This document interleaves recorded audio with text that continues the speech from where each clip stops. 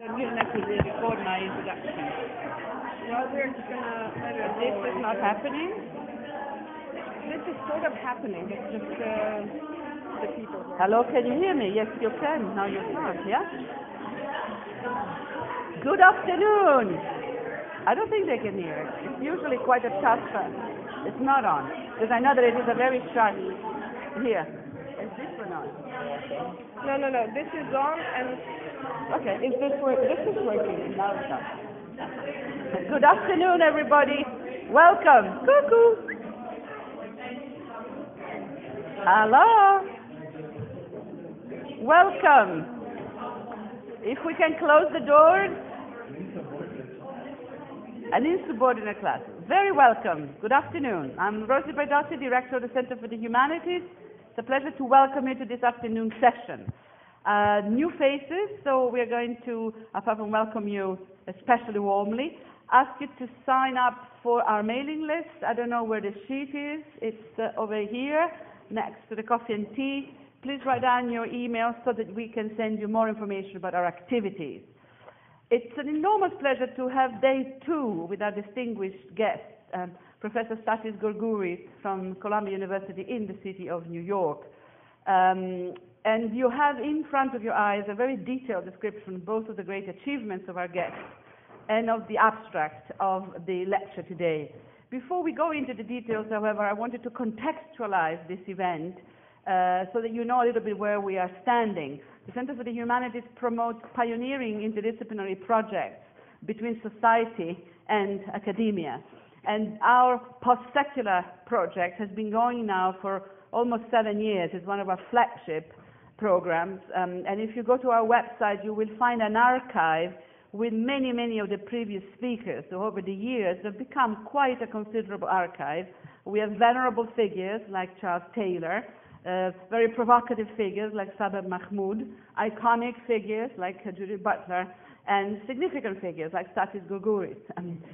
So do use the archive if you want to find out a little bit the history of the post-secular program. We also did have Abu Zaid, but I'm afraid we were so poor then we didn't tape that session, and it was just before his death, another venerable figure in Islamic studies. The post-secular sits between issues of citizenship, questions of religion studies, anthropology of rituals, anti-racism, xenophobia, critique of populism.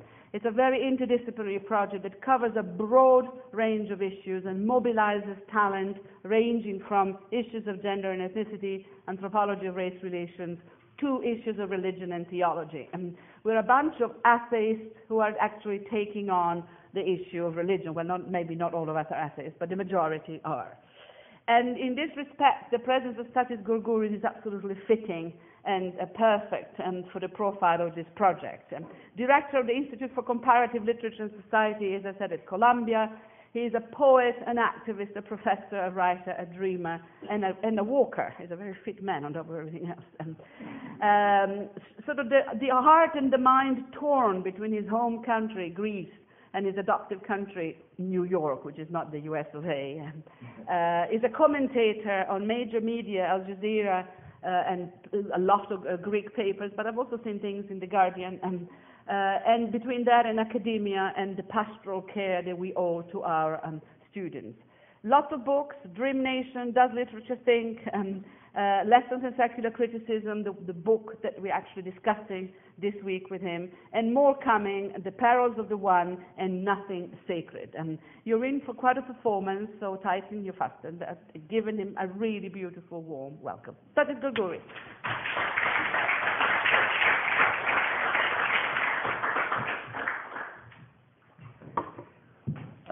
Thank you, Rosie, for these very generous, kind words.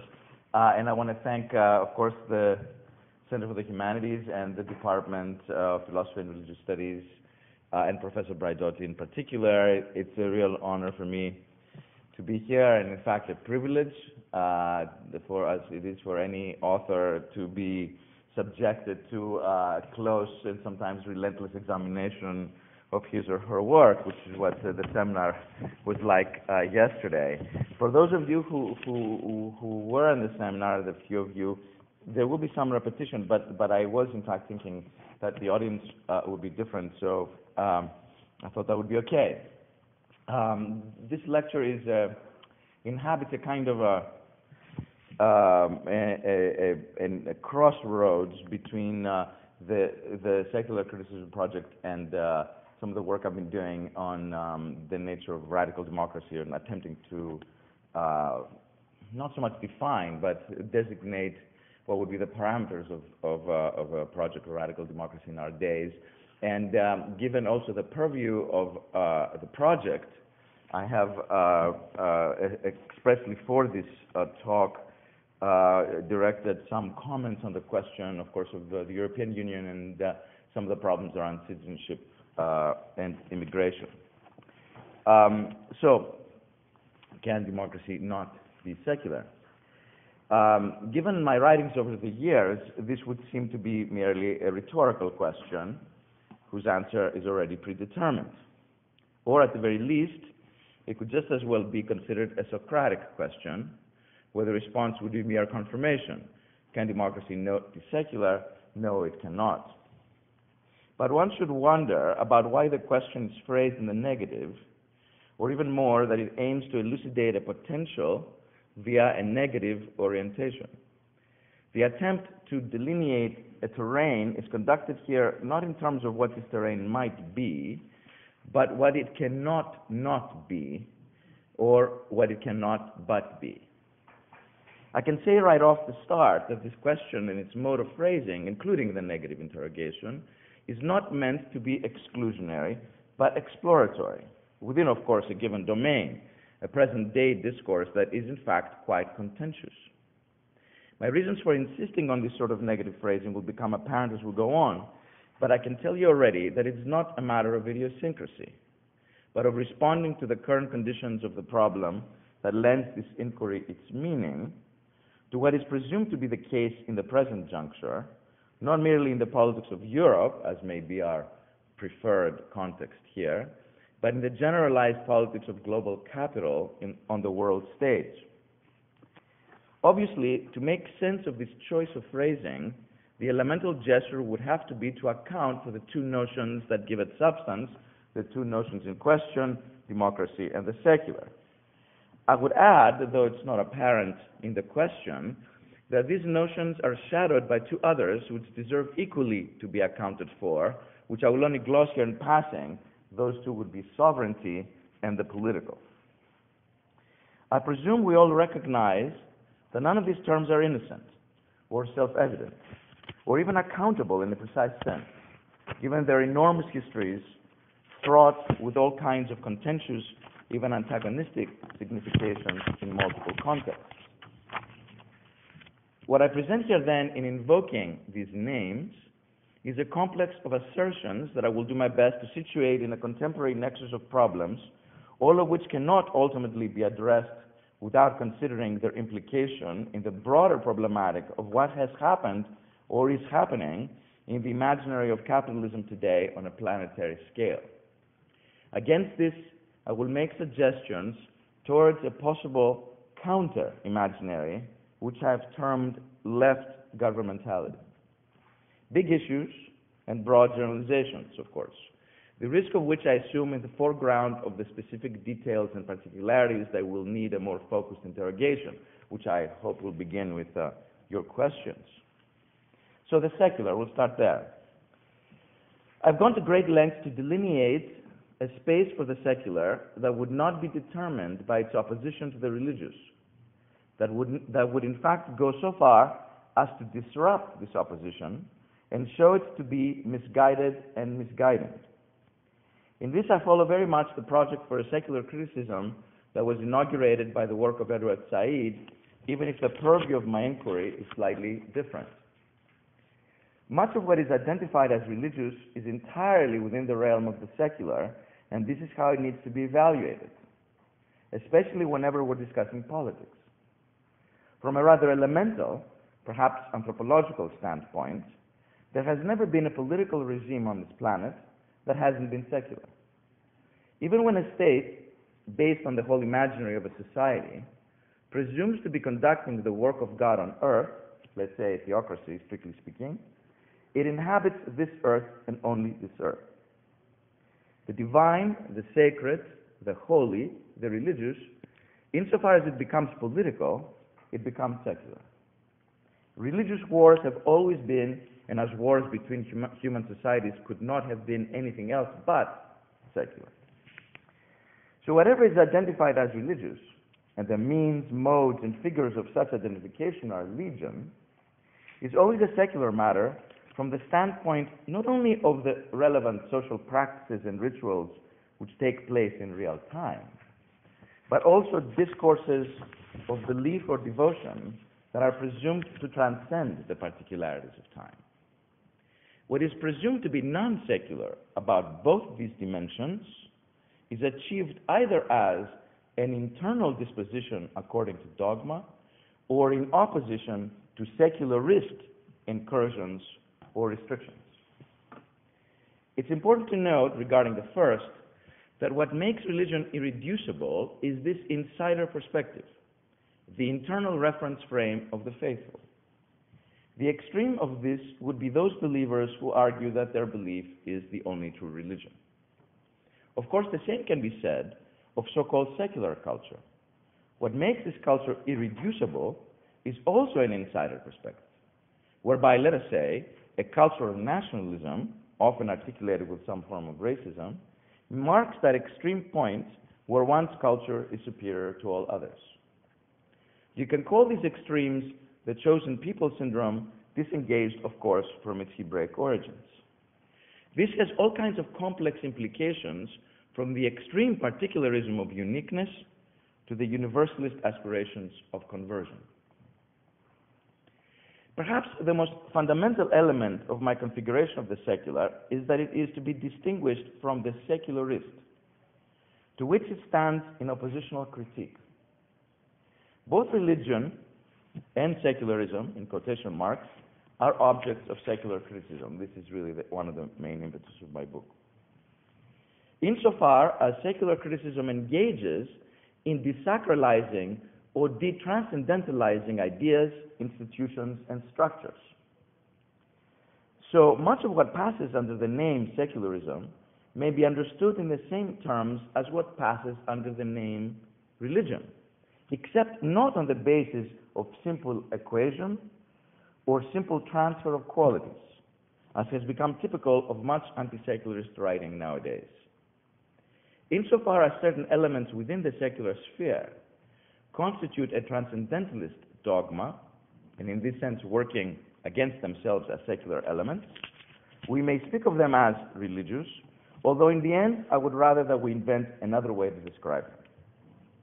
This is why I've chosen specifically to focus my secular criticism on conditions of heteronomy, regardless of whether they pertain to the institutions of religion or of secularism. And my explicit call to detranscendentalize the secular, this is one of the essays in the book, may be said to echo Bruce Robinson's figure to secularize the secular, or Etienne Balibar's phrase, I quote, to democratize the accepted forms of democratic citizenship, of which I will speak directly in a minute. All these phrases yield a similar trope, an internal unfolding of the reference framework within which they achieve meaning, producing thus an open-ended framework of debatable doxa, as opposed to the internal adhesion to such frameworks that produces undebatable dogma. Let us consider now some historical instances for reflection in these terms. I found interesting that my description of the initial insurrection at Tahrir Square in 2011 as a secular event was greeted with suspicion from two opposite quarters. On the one hand, my assessment of the Egyptian uprising as an innovation in the history of revolution, and in this respect a secular event, was criticized in various anti-secular circles in the American Academy as an attempt to hijack the events for the benefit of a Western political philosophical canon. This is absurd on too many fronts to recount. Already, since the revolution in Haiti in 1803, revolutionary history has exceeded the West. But most befuddling is the inability of those positions to recognize their own self-orientalization in their insistence that the spontaneous insurrectionary action of Egyptians of all classes, creeds, and sexualities cannot be Western in any shape or form and under any circumstances. Even if all societies around the world espouse democratic values tomorrow, they would hardly become Westernized as a result. It seems utterly banal to point this out. On the other hand, the other side, the Eurocentric dismissal that there was nothing new in the events as they were unfolding is equally Orientalist and even nativist in an utterly perverse way. Nativist as, let's say, Europeanist. Strictly speaking, it's the reverse. These people can't make a revolution. The legacy of revolution, the ability to radically alter society belongs to the West, etc. That's the argument. So therefore, it's the reverse. But I don't need to elaborate in what sense these positions are two sides of the same Orientalist coin. For the insistence in what is authentically and intrinsically anti-Western is as Orientalist as anything. Edward Said was never tired of pointing this out, even if it didn't seem to be heard. Similarly, when Said was arguing for the one-state solution to the Israel-Palestine problem in the late 1990s, I remind you, he insisted that this would only be possible, indeed would be tantamount to, a secular state. Surely, that was his term.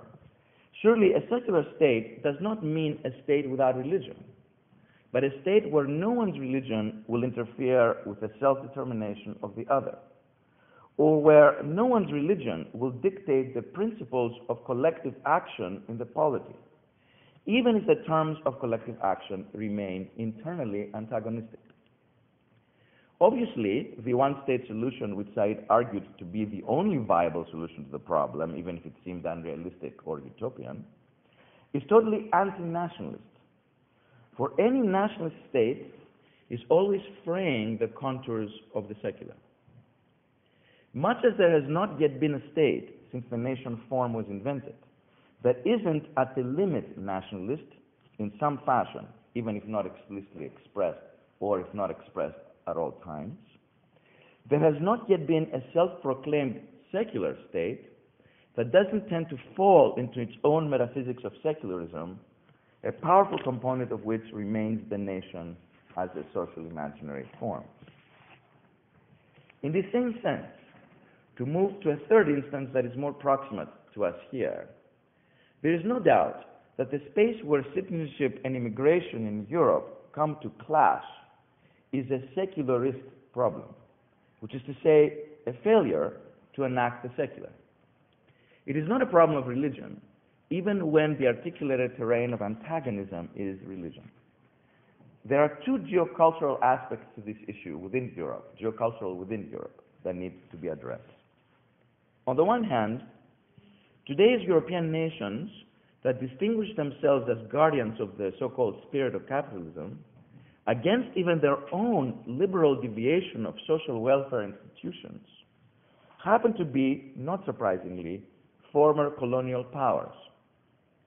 The conflict between citizenship and immigration is therefore complicated in these states by the explicit materialities of post-coloniality, which now exist like everything else on a world scale.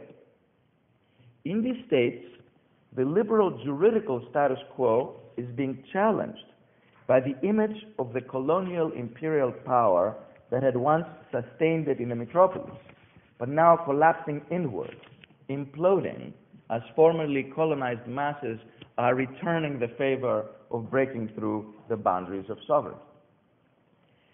By the liberal juridical standards of the secularist state, the legitimation of this influx of populations should easily be achieved. What is getting in the way then? Not the religious character of this population, because juridically, one's religion has no longer been an obstacle to being part of the polity since the French Revolution.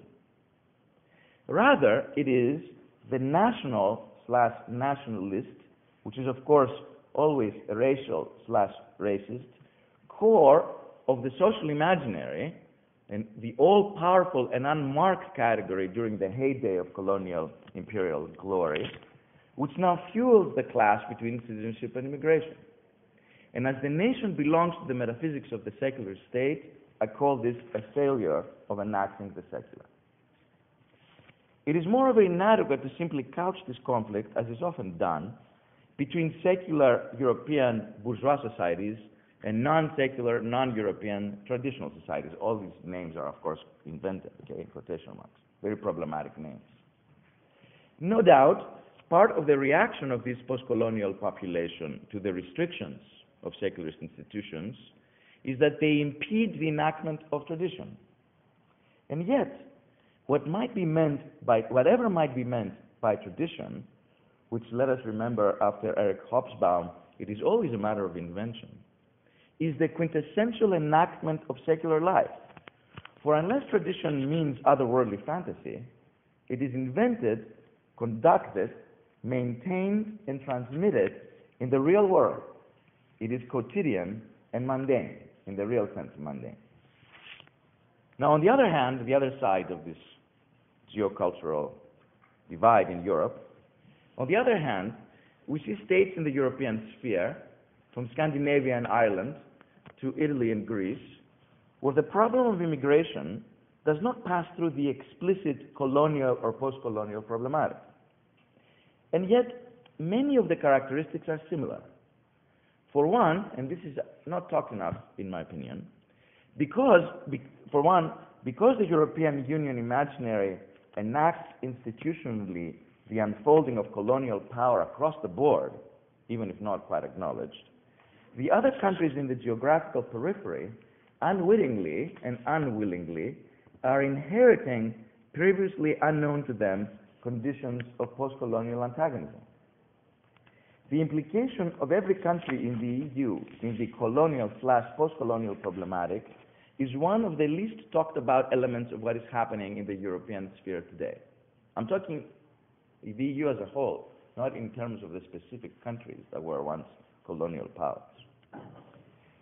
Second, in this framework, and here I think there's nothing unwilling, these states, the states of the sort of periphery, north-south that I mentioned, these states set into motion their own nationalist metaphysics in response, demonstrating what may be taken to be the confirmation of the fact that the institution of the European Union relied on the energies of national imaginaries, which it presumed to transfer from the specific national name, German, French, etc., to the European.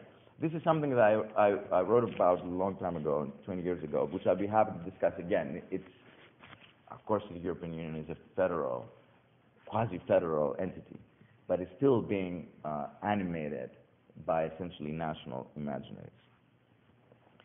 But in the end, both these geocultural specificities within Europe are embraced and overcome by the condition that permeates them equally.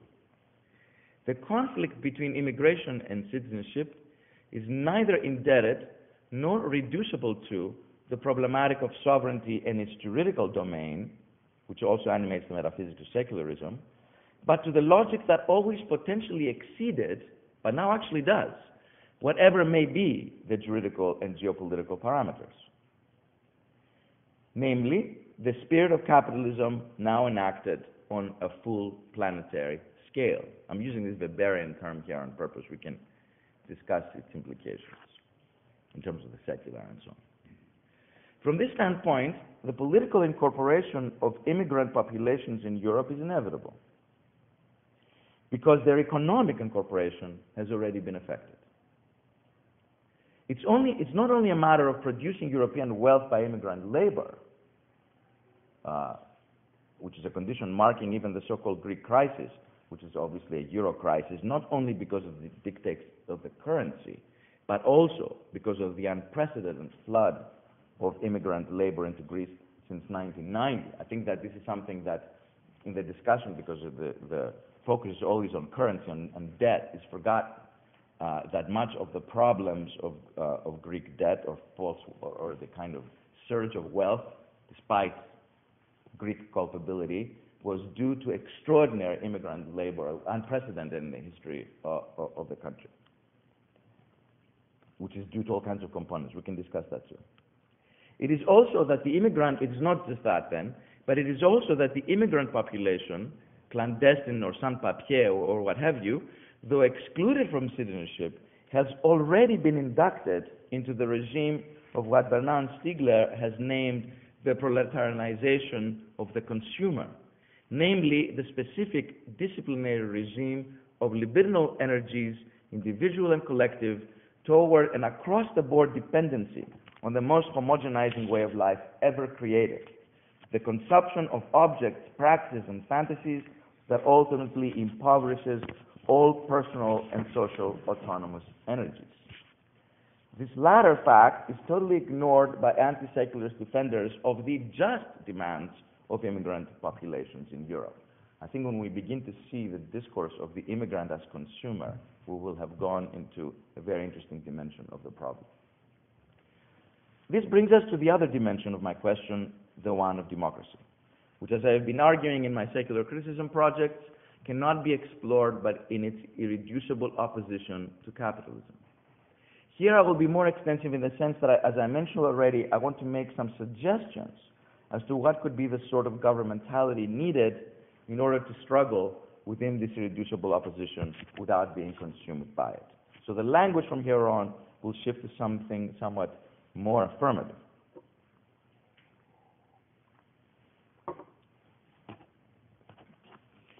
In light of the historical demand posed by the recent phenomenon of assembly movements from Tunisia and Egypt, Greece and Spain, the Occupy movement, the events of last summer in Brazil and Turkey, most recently in Bosnia, and so on and so forth, the problem of radical political action is being situated in a different set of parameters. Even with the enormous particular differences involved in these cases, historical, cultural, geographical, and the different modalities and developments of all these cases, they've developed differently, these movements have one characteristic in common: the mass assembly and presence in public space by people with different impetus and of heterogeneous provenance, class, cultural, or religious, and a plurality of politics, gender, sexuality, or cultural particularities.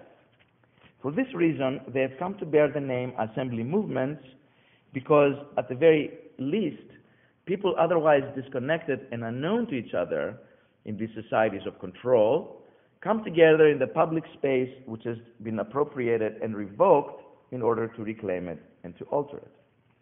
For this reason, their demands, even if articulated in numerous different languages and figurations, are demands of immediate democracy, and the term has to be understood in both as direct and as unmediated.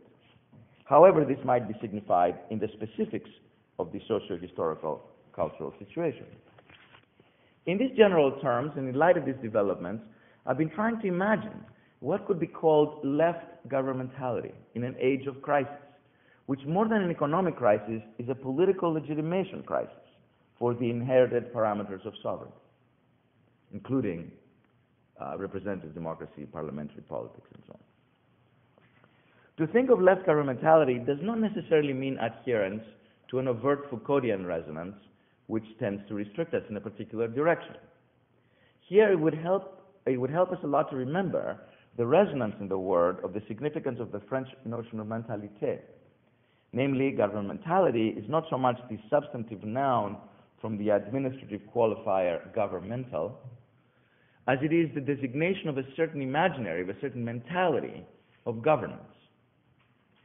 If we wish to involve Foucault at all, this would mean to reconsider in this light his affirmative call for a critical ethos, an ethopoiesis, in demanding that society must be defended.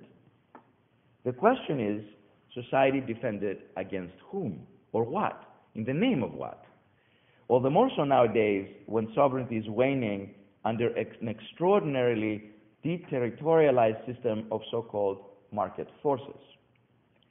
The waning of sovereignty makes the question of governmentality sharper than ever, and even more in need of inventiveness. Let's see episodically the range of queries in this regard, which no doubt require greater elucidation. 1.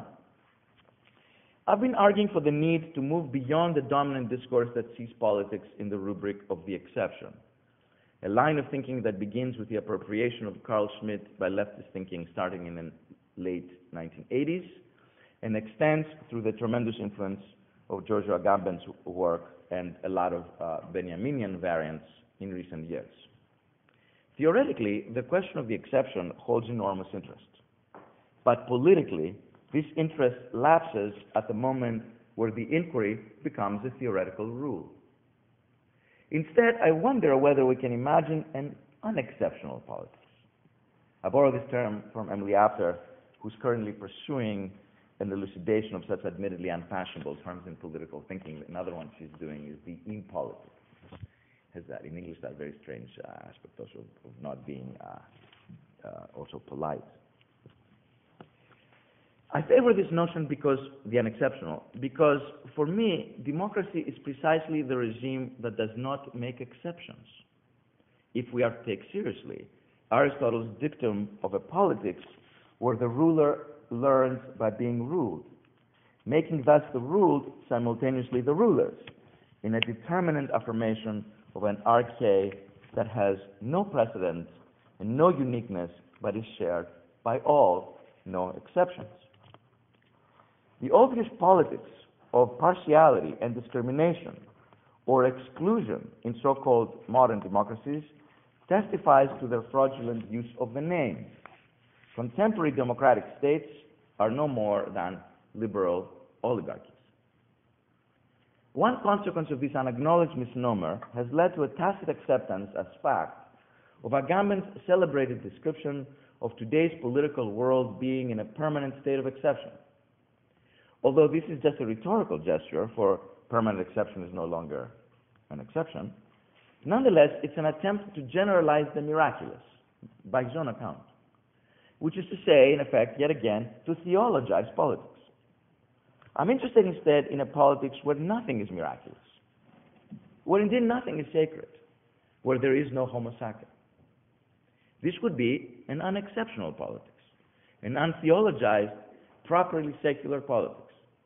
It would have to be necessarily an anarchic politics, as democratic politics is at the core, insofar as arche is unexceptionally shared by all, and therefore lapses as a singular principle. I mean anarchy in this literal sense, not in terms of anarchism.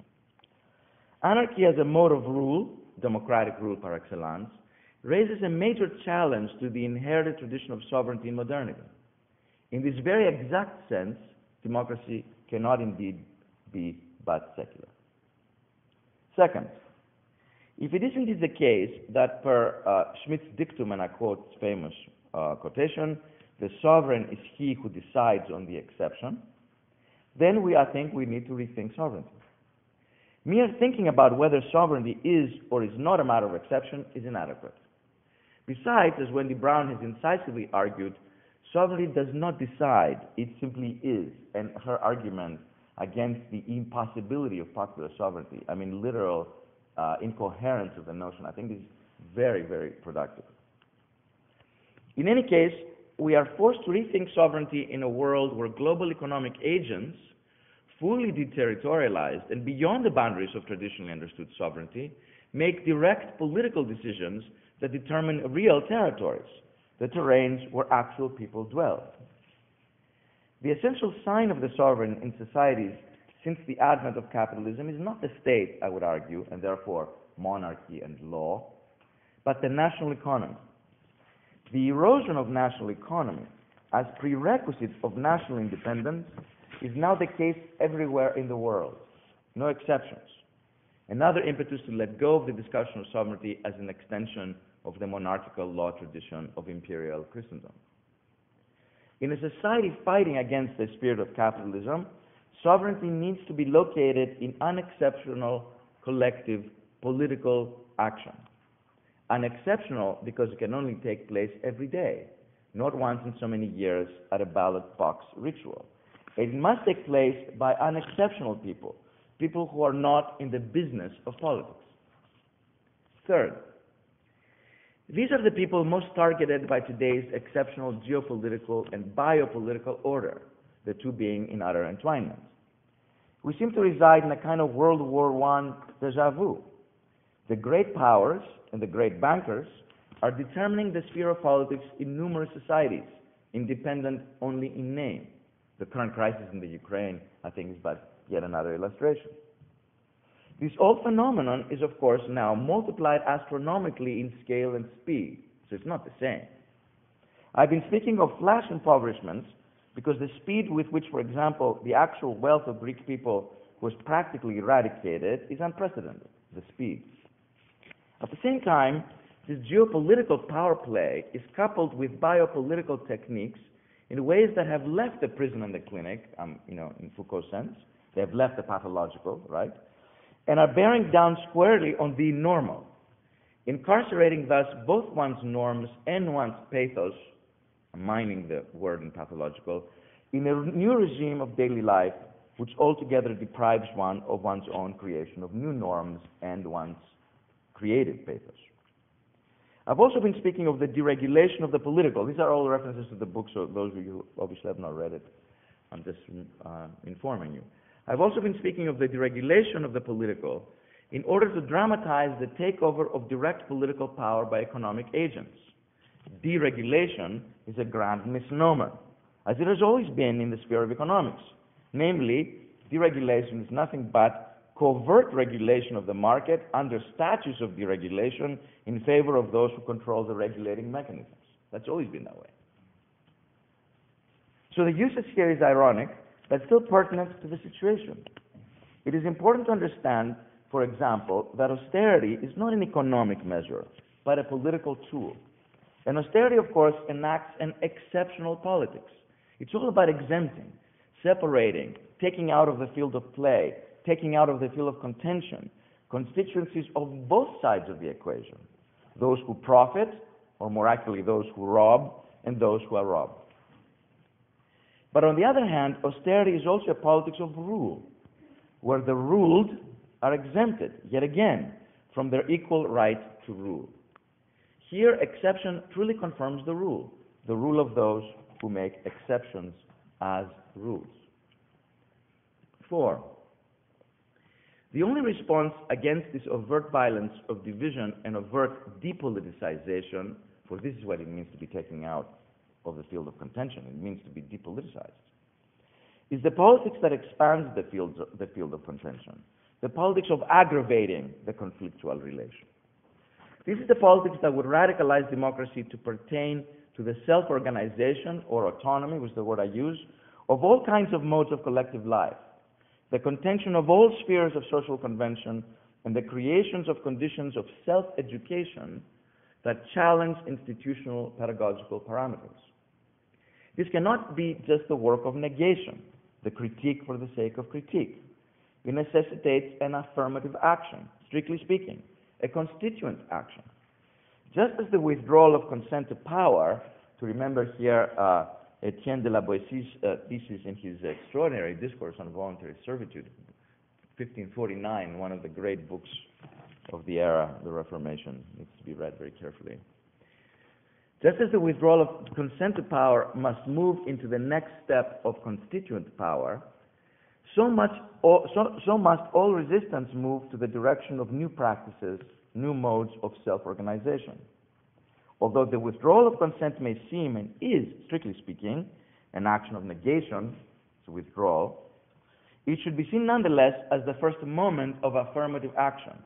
Withdrawal of consent is as such, in its negativity, a gesture of autonomy. It is simply not enough. If you can't withdraw your consent, you actually have to reconstitute the constituent order. Number 5. What distinguishes democracy from any other mode of political organization is the full-fledged substitutability of political actors. Now, this is not my idea. I'm basically using something that Jacques Rancière has developed extensively and kind of in a dialogue with him. The full-fledged substitutability of political actors. Regardless of the singularity of individuals as social entities, we have to come to terms with the fact that isonomy, which is the classic notion of democracy, means political substitutability, a strict equivalence that does not abolish each one's particular difference. Political equivalence is not tantamount to social equality, at least not as absolute determination. Social equality cannot be simply a political goal, as liberalism claims, where at best it becomes nominal equal opportunity. It is actually difficult to determine exactly what the achievement of social equality would involve, short of an as yet unconfigured economic imaginary, as well as a profound reorganization of the terrain of sexual difference. But political equivalence is entirely possible and has been historically created, albeit in rare instances and in specific historical imaginaries. The strict isonomy or substitutability of political actors ensures that the self in autonomy, the autos, is unable to ever come to full self-sufficiency, full arche. For the limits of the self are the otherness of the other, both being utterly substitutable in a process of itinerant othering, which makes the key element of autonomy to be self-alteration. This is a term I've developed extensively, and it could take too long to discuss it, but I'll be happy to answer your questions about it. Beyond the psychoanalytic significance of this term, because that's where it comes from, it's a kind of othering from within, right? Beyond the psychoanalytic significance of this term, self-alteration is best understood in theatrical terms, where I is another, I'm using Rimbaud's phrase here, which I'm going to elaborate on, achieves meaning in a constitutive way, where the I inheres an otherness that makes the identitary utterance of being, I am, not quite adequate as a definition. Rimbaud's famous phrase, j'ai notre, uttered, let us remember, in the midst of the events of May 1871, during the Paris Commune, this articulates not only the Cartesian cogito, je suis, but also the Kantian anthropological prerogative that identifies the human being as the animal who can say I. For in this case, I cannot be enacted but by a third-person verb form, because that's why it's ungrammatical what he says, j'ai notre, instead of je suis not. So that to be, the verb, becomes demonstrably the verb of being an other. In democracy, one may say that the I is already an other, because the utterance I am is already caught in the sharing of arche. Μετέχειν της αρχής is Aristotle's exact phrase, which means sharing power, sharing rule, but it also, the verb itself is literally having together. Therefore, the personal, first-person position is in that sense diffused. It can also be understood to be mediated by lot, because in Athenian democracy, the assembly, who was members of the assembly, was determined by lot, not by whether they were good at it or bad at it. That's a problem, but that's how it was done. So that, in fact, the responsibility of political action could be shared. This would be an answer to those who think that substitutability is the weapon of consumer capitalist homogenization. Because that's part of this critique. It's, well, this is basically what the market does. It just turns us all the same. It's just endless substitutability. And I'm arguing that's not the same. For in that case, in the case of the market, substitutability takes place entirely in the language of numbers, while in democracy, the equivalence is predicated on the recognition of everyone's heterogeneous otherness. Unlike how liberalism promotes and underlines the confusion of equality with social homogenization, I'm talking here of political equivalence in a social sphere of ineradicable differentiation and contention. This is an equivalence that cannot be mathematized, since its operating system is not logic, the logic of numbers, but lot, in the Greek sense would be nomos. 6, this is my final point. According to this argument, let us consider how we can bring the assembly movement imaginary into the ballot box, how we can disrupt the habitus of the electoral ritual and create new parameters of election and governance. This I imagine in sort of 3 basic domains. The first one would be to move the left from an oppositional imaginary into a ruling imaginary. Obviously, this is not some kind of Leninist idea of taking over state power. We need, first of all, to understand that opposition already means governance. In democratic politics, opposition or dissent always takes place from within the polity. Opposition or dissent is in itself a mode of governance, and we have often seen it literally bring down elected governments. If in a democratic society the left is already in opposition, let's say as an opposition party in parliament, it would need to understand that it already bears a governmental responsibility. For in a democratic society, government cannot be left in the hands of the named or even elected officials, but belongs to all, always. The second domain.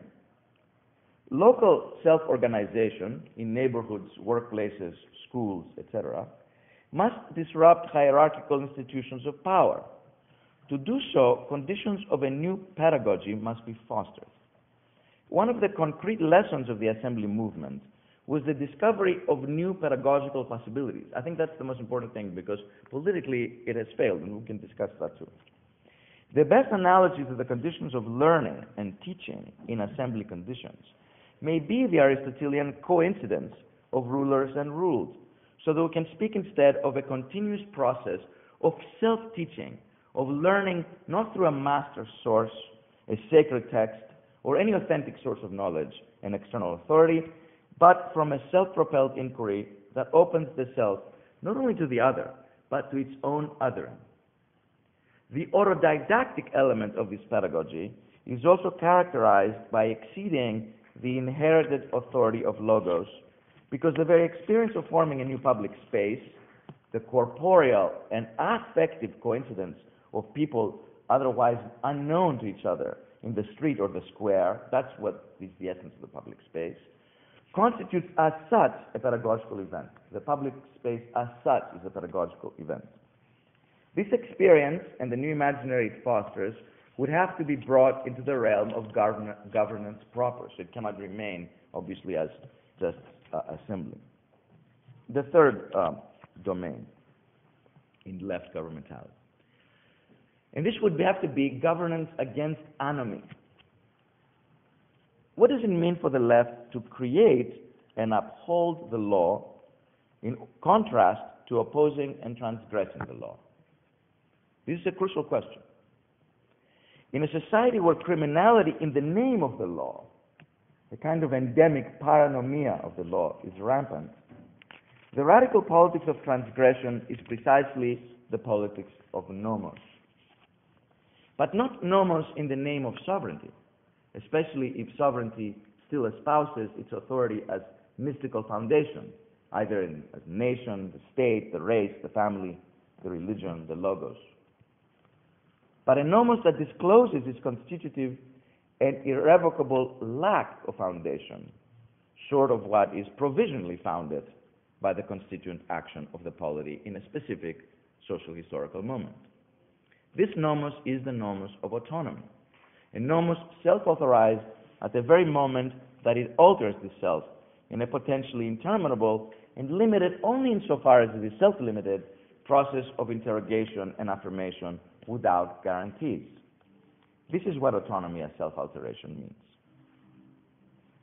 A new left governmentality must mobilize in full cognizance and accountability the astinomus orgas, as Sophocles puts it in Antigone, the self-ruling passions of the city, which can also be translated as the self-legislating rage of the city.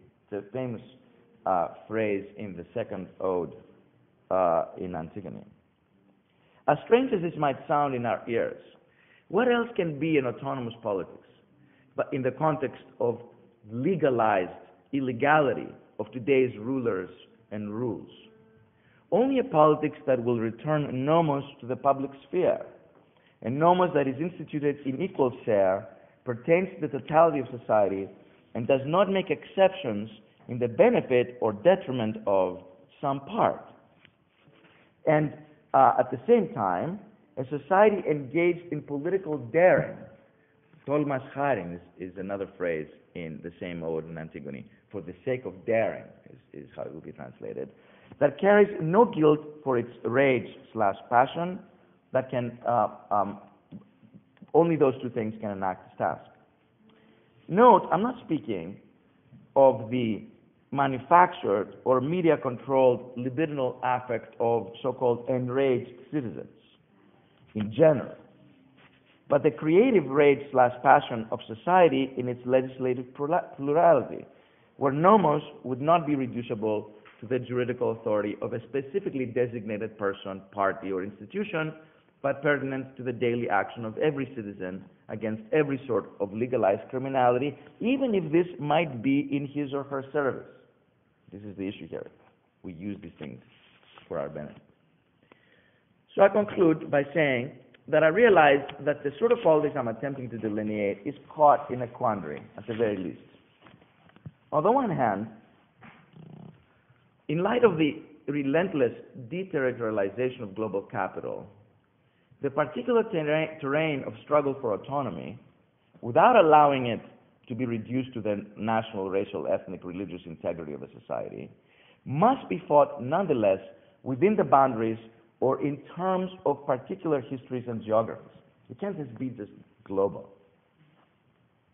How is that to be, however, when the national economy is no longer the platform of a society's sovereignty, dissolving thus the effective reality of a society's borders?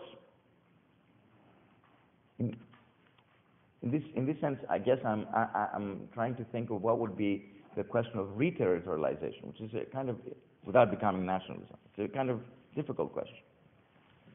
On the other hand, same situation, in light of the relentless homogenization of global capital again, across cultures, languages, and tradition, a cosmopolitical terrain of struggle for autonomy must be forged. I'm borrowing a term from Etienne Balibar here.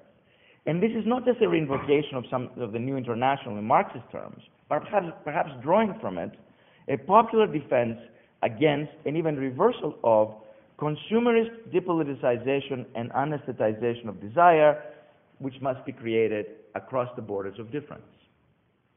To this homogenization, the answer is not disintegration into myriad micro-identities and differential particularities, but an unfolding into another sort of collective habitus. Global capitalism actually feeds on fragmentation and identitary isolation. In fact, it is an anti-identitary impulse on my part that leads me to this reinvocation of the secular against the grain. I understand the quandary, the contradictions that action on this double plane incurs. But insofar as this action, which may unravel this quandary, will be the work of actual men and women in actual places and actual times on this planet, I cannot concede the ground of the secular to various identitary metaphysics, whether religious or secularist. Thank you.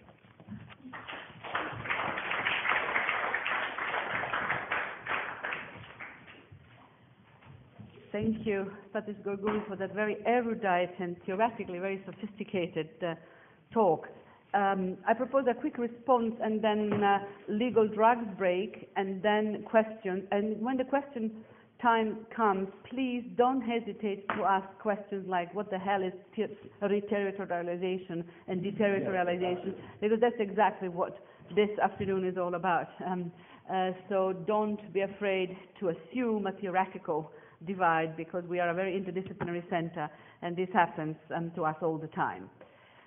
An invitation by the Dutch Royal Academy of Sciences last week started with the following caption: has democracy had it? Has democracy given us already its best? Are we in post-democratic times? I only read serious journals when I travel because I can never afford to buy them, but The Economist, read on the plane a couple of weeks ago, was talking about post-democracy as very much the mode that advanced democracies are in, with a great deal of envy on the part of the greatest democracy, the United States of America, towards regimes like China, who seem to be perfectly good capitalist regimes, while disposing and dispensing with all the trappings of democracy and centralized economy, one-party politics, fantastic. And China envy on the part of the advanced democracy, because we are in a post-democratic mood. If you read a great deal of cultural theory, postcolonial theory, post-democracy is a term that really recurs.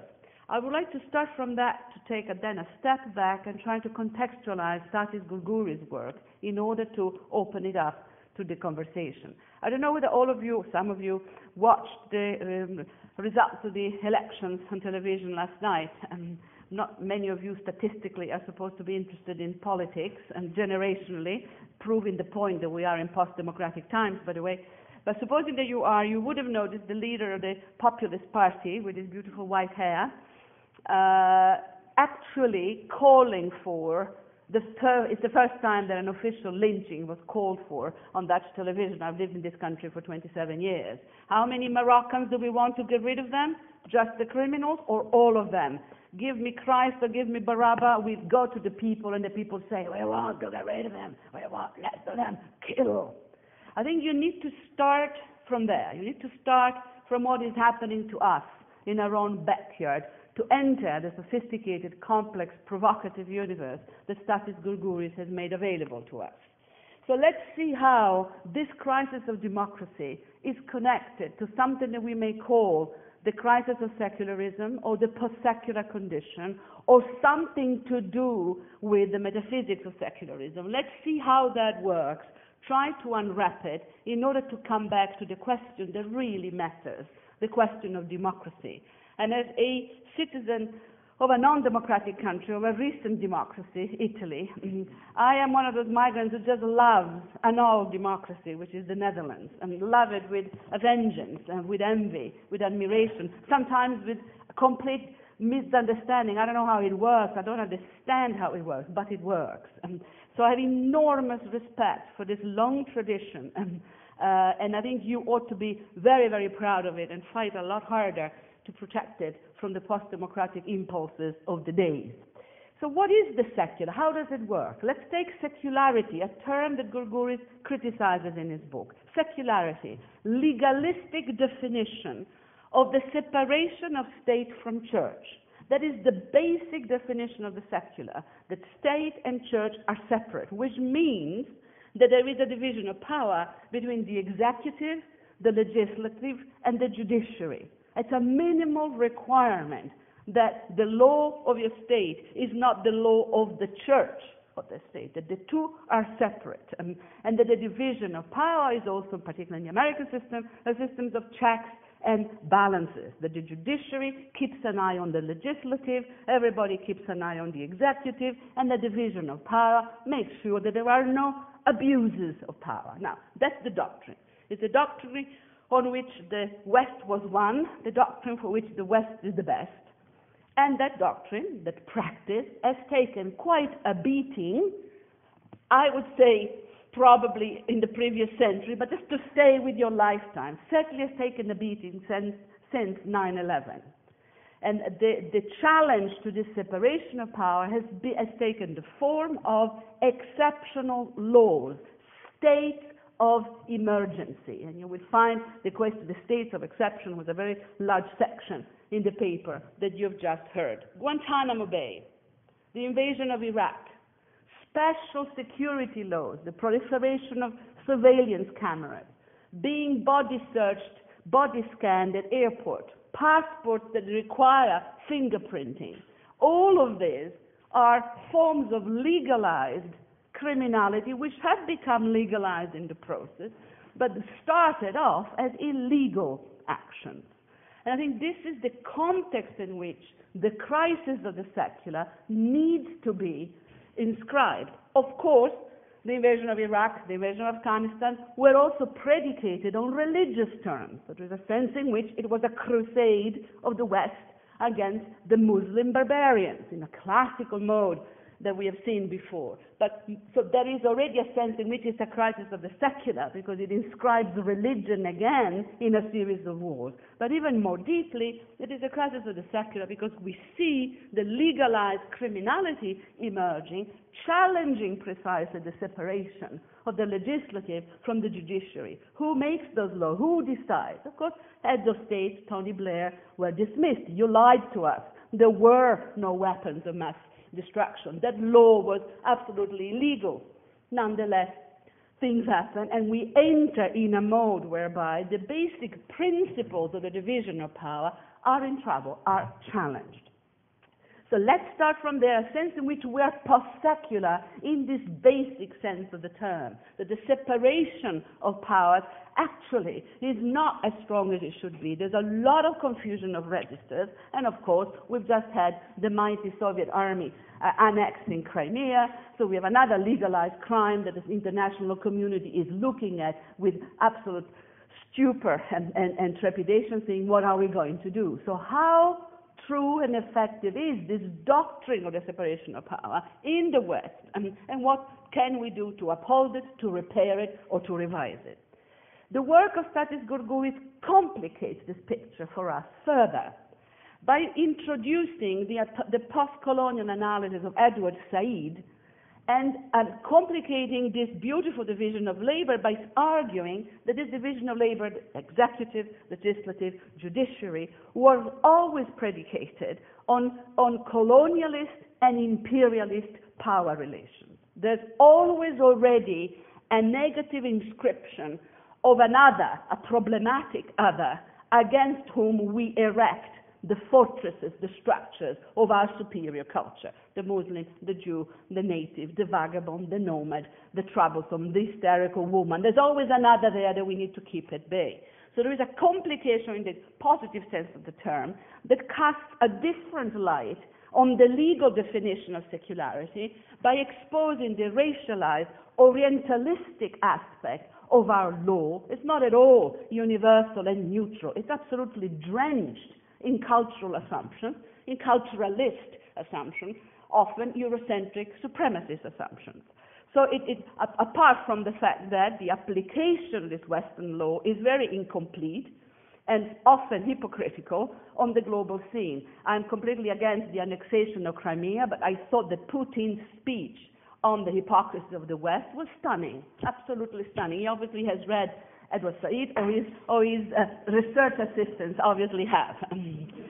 Daring to speak truth to power means that you complicate the issues, and you say, yes, of course, separation of powers, checks and balances, but that is not all there is to the secular. There are other subtexts, other negative inscriptions of otherness in that script.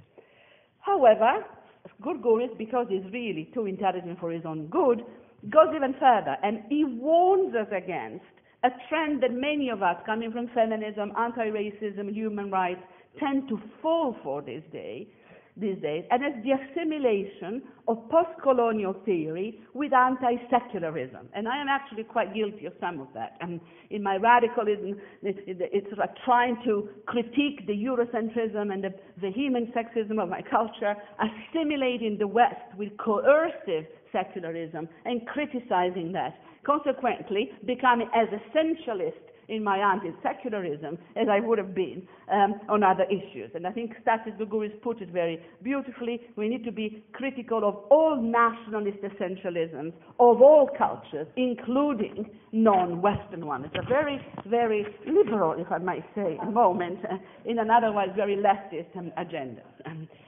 Then, of course, Stathis Gourgouris encourages us to go further and to explore more deeply the cultural and theoretical roots of this dominant idea of the secular. So we've had secularity as a division of labor. Now let's look at the secular, such as it is currently used in the public debate and such as it is currently working in the global clash of civilization. So what is the secular? There is an equation circulating, certainly in academic circle, but in public opinion. And the equation is that the secular is Christianity's gift to the world. That to be secular means that you're not religious. But by not being religious, you're still inscribing religion as a point of reference. And not just any religion, but I'll come back to that. So to be secular means to be religion by negation, because being opposed to something is still a powerful relation. Hating something is really a powerful relation. When you hate somebody, you can't get them out of your system. You hate them so much. It's a passion. So you're still linked to something negatively.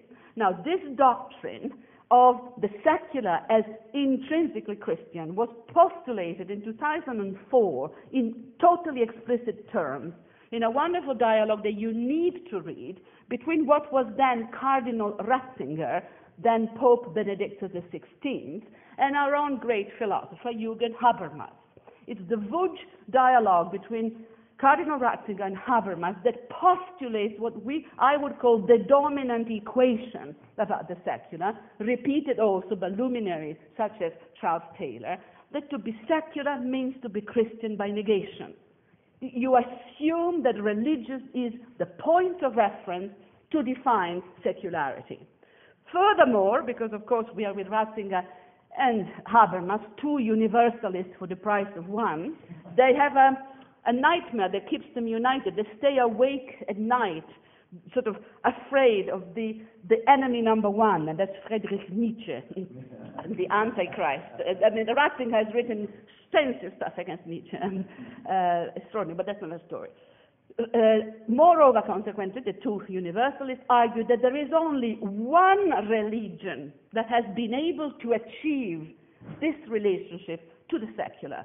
The religion that has an intrinsic relationship, an intrinsic link to the power of reason, and that religion is Christianity. I repeat, there is only one religion of all the monotheistic Brahmic ones that has an intrinsic link to the power of reason, and that's Christianity. Pure Immanuel Kant, and then you will find beautiful critiques of the Kantian paradigm in Stathis' book. So that this universalism of reason, self-correcting powers of reason, universal moral values, the West is the best. Extraordinary. That just develop this argument further. Where does this leave all the other religions? With irrationality, fanaticism, and the inability to have an intrinsic link to rationalism. Just look at the paradigm of this. So there's not only one religion that does this.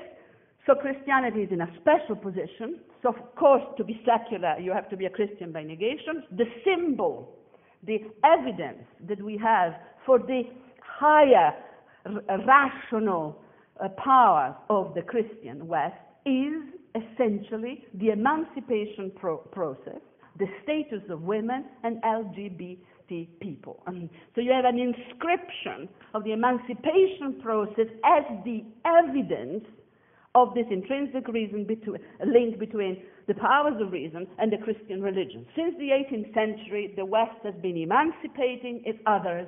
We have the most liberated women, we have gay rights, we have gay marriage, we have LGBT. We really can show the world the way to go if they want to grow up and become proper democracy with proper rights. So there is this phenomenon that has been known in feminist theory and in queer theory as sexual nationalism that is written into the text and in a very powerful manner and creates an enormous amount of problems for us activists and people who come from politics, because we don't know how to extricate ourselves from this, and we don't know how to argue with other forms of feminism in the world that would not take sexual emancipation as the indicator for the progress of minorities. And there are many other forms of feminism. I'm thinking of my Chinese friends who would take economic power, economic decision-making power, not sexual freedom, as the indicator of the status of women or of gays. We have here the privileged inscription of sexuality as the criterion by which we measure human progress, which is typically Western. Read Michel Foucault on this. That's why he started a history of sexuality. That's another discussion, but it's very important to put it on the agenda. Gurguri's work challenges this and aims to cut a long story short, to emancipate the secular from the religious. What Gurguri essentially does in his work on transcendentalizing the secular, secularizing the secular, he wants to take it away completely from the equation where Ratzinger, Habermas, and Taylor have located the secular and saying, I don't want the secular to be determined by the religious. I want the secular to be determined by a work of criticism of power, speaking truth to power, taken from Said, taken from Foucault, taken from radical democratic politics. The secular means confronting the consequences of our actions, understanding that we are of this world, that we are responsible for what we have made, even in our messy political systems. And that allows then Gourgouris to make a very provocative statement, such as even a theocracy is a secular regime. Even a theocracy is made by real people in real historical circumstances, and consequently has to be accountable within a discourse and a practice of reasonable citizenry. So what then is the secular for Gourgouris? It is the worldly. It's human action. It's praxis. It's being active in the world. And this makes him a bit of a Hegelian, I was telling him yesterday, in believing that it is important to be of the world and shape our destiny, and that the philosophy of history is the reflection of human deeds. But never mind, he's got the right to have his Hegelian moment. His work on radical democracy that you've just heard emerges from this. How can we then take our own destiny in our own hands and construct, for instance, a left-wing democratic system that would not necessarily fall into the platitudes of populism with its xenophobia and its murderous instincts, but trying to posit the public space as something that we could negotiate differently, where otherness could be negotiated differently. And a very important part of the democratic aspiration of Gourgouris comes from the fact that he is a poet, that he writes and publishes extensive poetry. And if you read his work, a very important component of a secular democracy, of a radical democracy, is our ability to imagine ourselves differently. There is a Spinoza's power of the imagination at work that only a poet would be able to actually put on the agenda. Can we dream up different ways of being democratic, particularly at a time when, and the result of this election is an example, and what's going to happen in May with the European election would be even worse, in my opinion, at a time when democracy is put in danger by its own majority, which is, remember, Hitler and Mussolini were democratically elected. And when they got to power, they created dictatorship, but they were democratically elected. At a time when the democracy is in danger by its own majority, can we dream up other scenarios? Can we imagine the social contract differently? This is, I think, is a poetic moment of Gourgouris' work. And that's why he talks about democracy as the unexceptional rule of politics by normal people, unexceptional people, not the leaders, not the masters, not Berlusconi who has the answer to everything, not bad haircuts of Wilders who has the answer to everything, but a polity founded on truly secular grounds, de-transcendentalized, anti-authoritarian, by and for the people, a space of contestation, dissent, protest, with the substitutability, it's a difficult word, the replacement of political actors, not one leader forever, but you can substitute there has to be a rotation of power, radical, even anarchical involvement by the people. How to run democratic societies not by reference to a transcendent deity, the master, God the Father, the nation, the mother tongue, us versus them, but on the awareness, and this is the tragic aspect of Gourgouris' work, the awareness that we are on our own, that we are on our own, that the system, the world is what we make of it. This ontological aloneness is the tragic moment of Gourgouris. I love it very much. I think it's very contradictory with a lot of other things he says, but that's for the discussion. We have to act as finite human beings without guarantees of success, act together to alter the conditions of our political servitude, of our subjectivation, of our limitations, if you wish, working together to bring out, if possible, the rage, but also the joy, the passion of our sharing together all we've got here and now, this finite world. And this is becoming secular for Gourgouris. Thank you.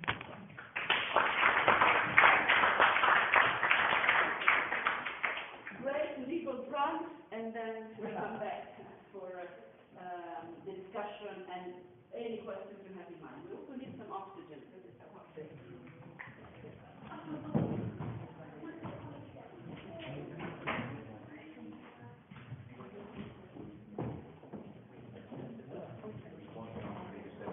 No, this is drawing that.